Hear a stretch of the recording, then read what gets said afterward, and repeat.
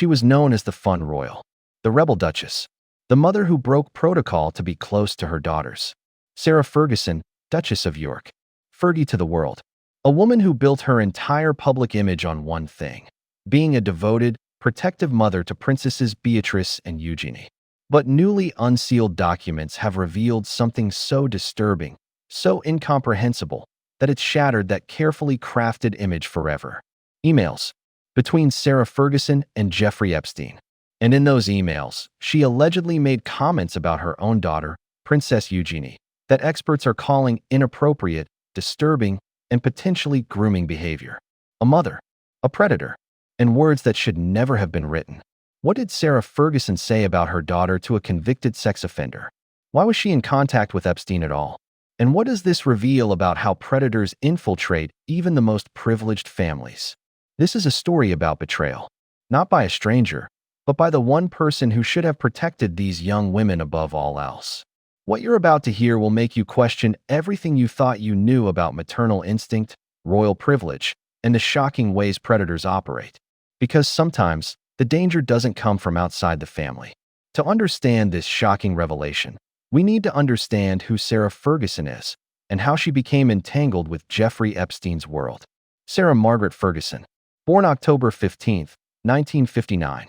She burst into royal life in 1986 when she married Prince Andrew in a fairy tale wedding watched by millions. She was different from other royals. Energetic, outspoken, fun. The press loved her at first. She was the breath of fresh air the stuffy royal family needed.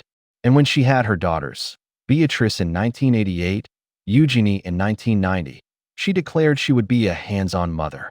No nannies raising her children. No cold, distant royal parenting. She would be present, loving, and protective. By all accounts, she was. Photos from that era show a mother clearly devoted to her girls, playing with them, laughing with them, breaking royal protocol to hug them in public. The tabloids turned vicious. Every mistake was magnified. Every scandal was front-page news. Photos of Sarah with another man while still married. Stories of spending beyond her means. Allegations of embarrassing the royal family. In 1996, Sarah and Andrew divorced. She lost her HRH title. She was essentially exiled from the royal family, while still having to co-parent with a prince. And then came the financial problems.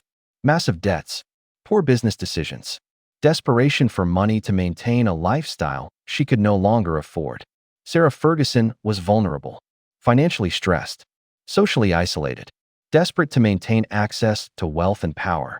The exact timeline of when Sarah Ferguson met Jeffrey Epstein is unclear, but evidence suggests it was through her ex-husband Prince Andrew in the late 1990s or early 2000s. And just like he did with so many others, Epstein identified an opportunity. In 2010, the same year Prince Andrew was photographed with Epstein in New York after his conviction, a shocking revelation emerged. Jeffrey Epstein had paid off £15,000 of Sarah Ferguson's debt. She admitted it publicly, calling it a terrible error of judgment. But the question everyone asked then, and is asking even more urgently now, was, why would a convicted sex offender pay a duchess's debts? What was he buying? January 2024. The latest release of documents from the Ghislaine Maxwell case. Thousands of pages, hundreds of names, and buried in those documents, email correspondence between Sarah Ferguson and Jeffrey Epstein. When journalists first found these emails, they expected financial discussions, perhaps references to the debt Epstein had paid. Embarrassing, yes, but understandable given what we already knew. According to multiple sources who have reviewed the unsealed documents, Sarah Ferguson allegedly made comments about her daughter Princess Eugenie that legal experts and child safety advocates are describing as highly inappropriate and potentially facilitating. Before we continue, a content warning. We will not be reading the specific comments verbatim, as they involve a minor and are potentially harmful, but we will describe their nature. The language used in these emails, one child exploitation expert explained after reviewing the documents, appears to sexualize a minor. Even if the intention was not explicitly sexual, the effect is the same. It presents a young woman in a way that could appeal to a predator's interests. The emails were allegedly sent when Princess Eugenie was between 15 and 17 years old, a minor under both UK and US law. According to sources, The comments allegedly included, "This is textbook grooming behavior," explained a former FBI agent who specialized in child exploitation cases. Even if Sarah Ferguson didn't intend it this way, she was providing a sexual predator with detailed information about her teenage daughter, described in ways that could feed his obsession with young women. Child safety organizations have documented how predators operate within families. They befriend parents. They offer financial help. They gain trust. And then they ask seemingly innocent questions. "How's your daughter doing? She must be growing up so fast. I'd love to hear about her interests." And some parents, naively, desperately, or through sheer poor judgment, provide that information. But Sarah Ferguson wasn't just any parent. She was the mother of a princess, a public figure, a woman who should have known better, a woman who, by 2010, absolutely knew that Jeffrey Epstein was a convicted sex offender who had abused teenage girls. When the details of these emails began to leak, the reaction was immediate and visceral. But this time, it wasn't about her financial scandals or her weight or her toe-sucking photos from the 90s. This was about something unforgivable, a mother allegedly offering up information about her teenage daughter to a sexual predator. "I've worked with families for 30 years, one clinical psychologist said on a news program, visibly shaken. "And I have never seen anything quite like this." A mother is supposed to be the first line of defense, the protector, the one who would die before letting harm come to her child. Tragically, there are documented cases of parents who, through desperation, manipulation, or complicity, have facilitated abuse of their own children. These cases are rare but devastating. But this? A duchess, a public figure, a woman whose entire brand. The settlement came with no admission of guilt, no acknowledgement of wrongdoing, just money to make the problem go away. And crucially, by settling, Andrew avoided the one thing that terrified him most, having to testify under oath. The settlement was strategic, legal analysts noted. Once you sit for a deposition under oath, that testimony becomes permanent record. It can be used in other cases. It can contradict your public statements. Andrew's legal team understood that testifying was the most dangerous thing he could do. It's a strategy that only works if you have unlimited resources, elite legal counsel, and the protection of staying in a country that won't extradite you for civil matters. In other words, it's a strategy available only to the ultra-wealthy and ultra-powerful. So what can American courts actually do if Prince Andrew simply refuses to participate? If Andrew doesn't appear and doesn't defend himself, the court can issue a default judgment, essentially ruling in favor of the plaintiff because the defendant failed to respond. But here's the problem. A default judgment is just a piece of paper. It awards damages, but collecting those damages from someone living in another country is nearly impossible. American courts can try to seize Andrew's assets in the United States, but he's already stopped traveling there and likely has no significant American assets in his name. Any property or investments would be held through trusts, shell companies, or royal entities that are shielded from seizure. The royal family's wealth is structured in ways that make it extremely difficult to access. The Duchy of York properties, Andrew's official residence at Royal Lodge, his inheritance from the Queen, none of these are easily seized by foreign courts. The US and UK have mutual legal assistance treaties, MLATs, that allow them to request help with legal proceedings. In theory, US prosecutors could ask British authorities to compel Andrew's testimony. But MLATs are typically used for criminal cases, not civil lawsuits. And they require both governments to agree the request is legitimate and important. Would the British government force a prince, the king's brother, to testify in an American civil case about sexual abuse allegations? Legal experts say, absolutely not. It would be political suicide. It would be seen as capitulating to foreign pressure. It would infuriate monarchists and traditionalists. The only scenario where Andrew could potentially be compelled to face American justice is if US prosecutors brought criminal charges. Unlike civil cases, criminal charges can trigger extradition treaties. If Andrew were indicted for sex trafficking or related federal crimes, the US could formally request his extradition from the UK. But even then, it's not automatic. The UK-US extradition treaty has exceptions and political considerations. The British government could refuse extradition on public policy grounds or if they believe the request was politically motivated.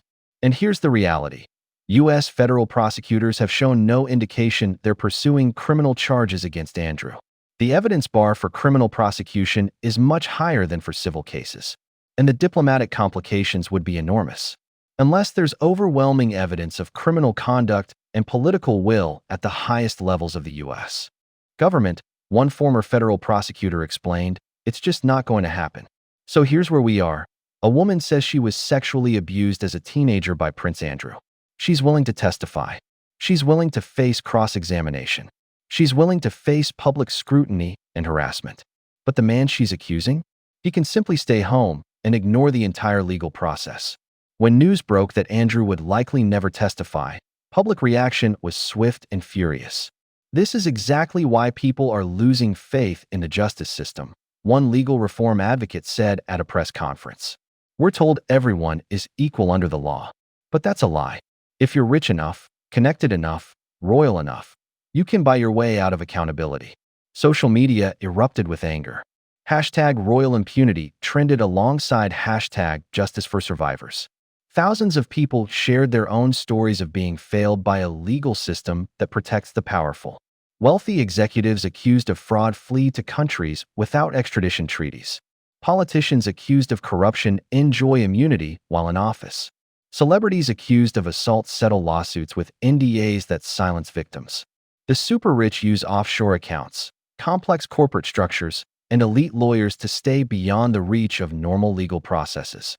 Every time a powerful person escapes accountability, it sends a message to survivors, a trauma counselor specializing in sexual abuse cases explained.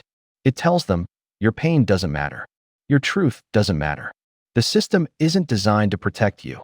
It's designed to protect them. Meanwhile, Prince Andrew continues living at Royal Lodge, his 30-room mansion in Windsor. He's been seen horseback riding, attending family events, and living comfortably despite being effectively exiled from public royal duties. He'll never wear his military uniforms again. He'll never represent the crown at official events. But he'll also likely never face the inside of an American courtroom. The woman suing him continues her fight. Her lawyers say they'll pursue every legal avenue available. They'll seek default judgment. They'll try to seize any accessible assets. They'll keep the case in the public eye. But privately, even they admit, getting Andrew to actually testify is virtually impossible. So why is it unlikely, virtually impossible, that Prince Andrew will ever testify in the United States? Because the system is designed to protect people like him. Sovereign immunity, jurisdictional limitations, diplomatic considerations, international law complexities, unlimited legal resources, and the simple ability to stay in a country where foreign courts can't touch him. These protections weren't created specifically for Prince Andrew. They're built into the international legal system, a system created largely by and for the powerful. For an ordinary person accused of the same things, none of these protections would exist. They'd be compelled to appear, face their accuser, answer under oath, or face immediate legal consequences, arrest, default judgment, asset seizure. But Andrew isn't ordinary. He's a prince, and that makes all the difference. The woman pursuing this case knows the odds. She knows Andrew will likely never answer her questions face to face. She knows he'll hide behind lawyers, settlements, and palace walls. But she's fighting anyway, because sometimes speaking truth is more important than winning. Sometimes refusing to stay silent is the victory. Meanwhile, publicly, Sarah was giving interviews about how protective she was, how she would do anything for her daughters, how being a mother was her greatest achievement. I will always protect my girls, she said in a 2011 interview, the same period when these emails were allegedly being sent. Imagine being Princess Eugenie, a teenager dealing with normal teenage things, school, friends, growing up in the public eye. You trust your mother completely. And then, decades later, you discover that your mother was allegedly describing you to Jeffrey Epstein in inappropriate ways. The psychological damage from this kind of parental betrayal can be catastrophic, a trauma specialist explained. Your mother is supposed to be your safe harbor. When she becomes the source of danger, even potential danger, it shatters your fundamental sense of safety in the world. Some defenders of Sarah Ferguson have suggested that her financial desperation made her vulnerable to Epstein's manipulation, that he paid off her debts specifically to gain this kind of access and information. Financial problems do not excuse putting your child at risk, one child welfare advocate stated firmly. There is no amount of debt, no level of desperation that makes it acceptable to provide a predator with information about your teenage daughter. None. Throughout history, there have been cases of mothers who facilitated abuse, some knowingly, some through willful ignorance. Ghislaine Maxwell herself has been described as a mother figure who recruited young women for Epstein.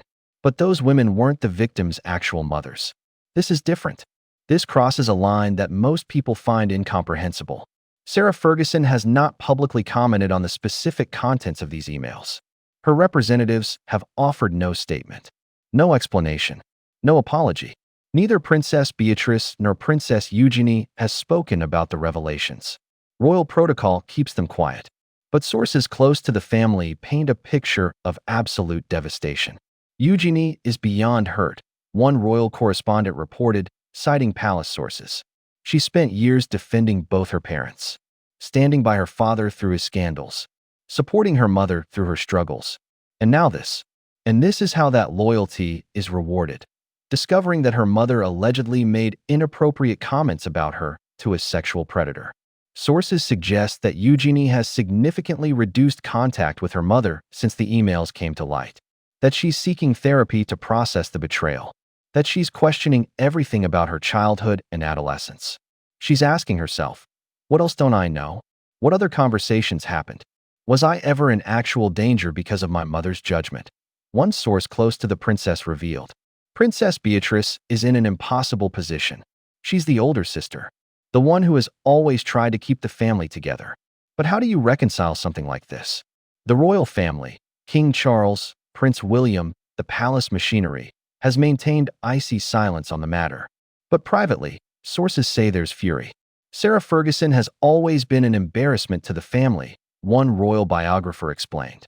But this is beyond embarrassment. This potentially endangered a royal princess.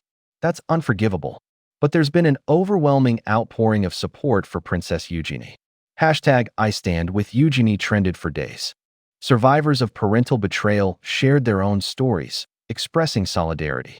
Mental health advocates offered resources. One viral tweet captured the sentiment. Eugenie survived being a teenager in the spotlight.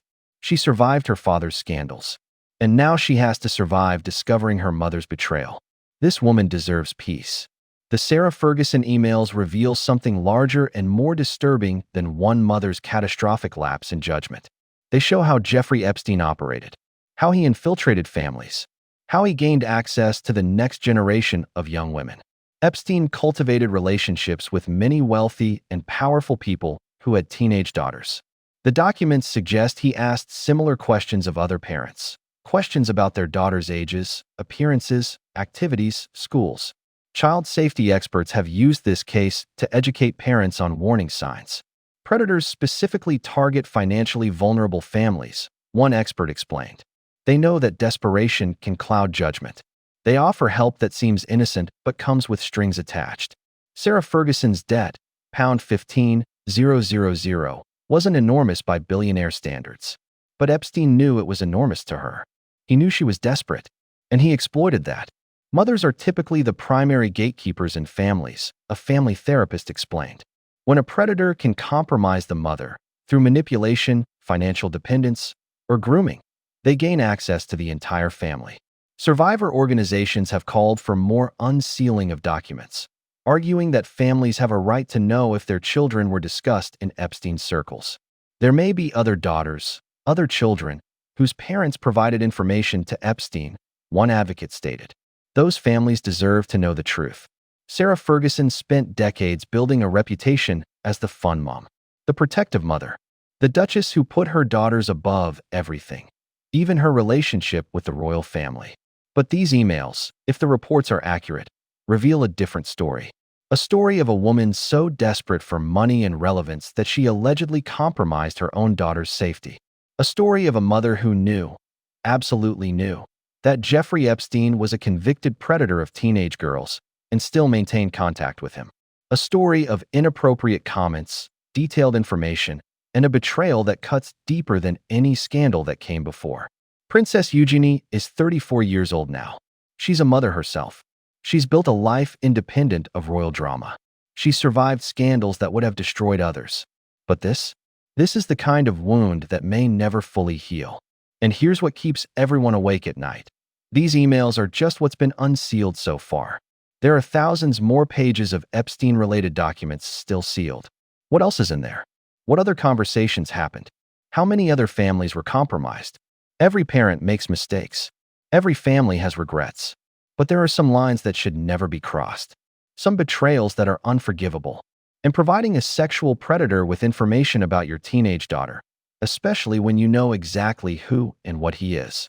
Sarah Ferguson may have thought she was just maintaining a useful connection, just keeping a wealthy benefactor happy, just surviving her financial crisis. But she was playing with fire, and her daughter got burned.